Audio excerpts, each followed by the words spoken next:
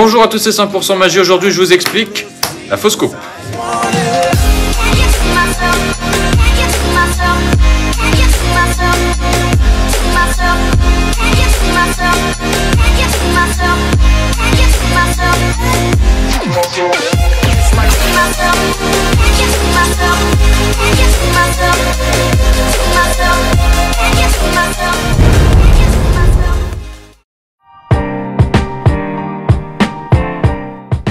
Alors la fausse coupe est incontournable dans la magie, ça va vous permettre de faire croire au spectateur que vous coupez le jeu alors qu'il n'en est rien, puisque la première carte reste la première. Ça vous permet de contrôler des cartes, etc. Donc je vais vous l'expliquer en détail, ainsi que sa variante, celle-ci.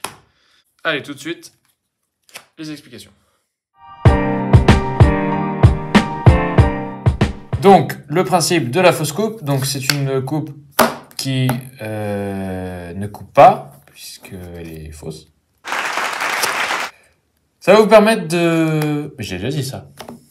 Bon bref, alors, pour faire la fausse coupe, vous partez en position de la donne. La position de la donne, pour ceux qui ne savent pas, le pouce est sur la tranche de gauche, les trois derniers doigts de votre main sur la tranche de droite, et votre index en haut, comme ceci. Vous saisissez en middle. Middle, c'est cette position, hein. Le pouce et le majeur qui tiennent le jeu sur les tranches supérieures et inférieures. Ok. Vous allez venir, donc votre index va faire tout le taf, il va venir couper le jeu comme ceci. Alors, le pouce maintient bien les deux paquets et ça vous fait un strictement supérieur ou strictement inférieur. Donc voilà, je vous remonte, vous partez en position de la donne, vous saisissez en middle et vous coupez avec votre index.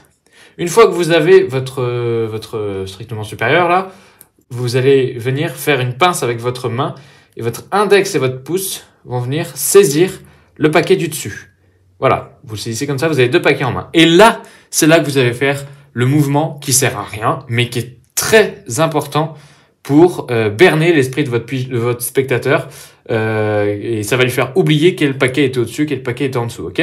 Donc, vous allez venir taper. Miguel adore taper, c'est trop rigolo. Taper, taper, taper. Le paquet inférieur contre le paquet supérieur, comme ceci. Et ça va faire un truc dans son cerveau, je sais pas trop quoi, mais il va oublier quel était le paquet au-dessus et quel était le paquet en dessous. Là, vous posez le paquet du dessous sur la table et vous complétez la coupe avec celui du dessus. Vous n'avez strictement rien fait. Alors, je vous montre avec une carte face vers le haut. Quand vous coupez, ça donne ça. Alors, on a vraiment l'impression que c'est débile, mais oui, ça l'est. Mais les spectateurs, la plupart du temps, même toujours, ne crament rien. Pour la variante, celle-ci est un petit peu plus clean parce qu'on rajoute un mouvement qui va encore plus embrouiller le spectateur. Donc vous partez en tenue de la donne, vous saisissez en middle, vous coupez. Jusqu'ici c'est pareil que l'autre, mais à partir de là, vous allez faire avec votre index une rotation avec le paquet. Pour ça, votre index va venir appuyer contre le coin inférieur gauche du paquet du dessus là.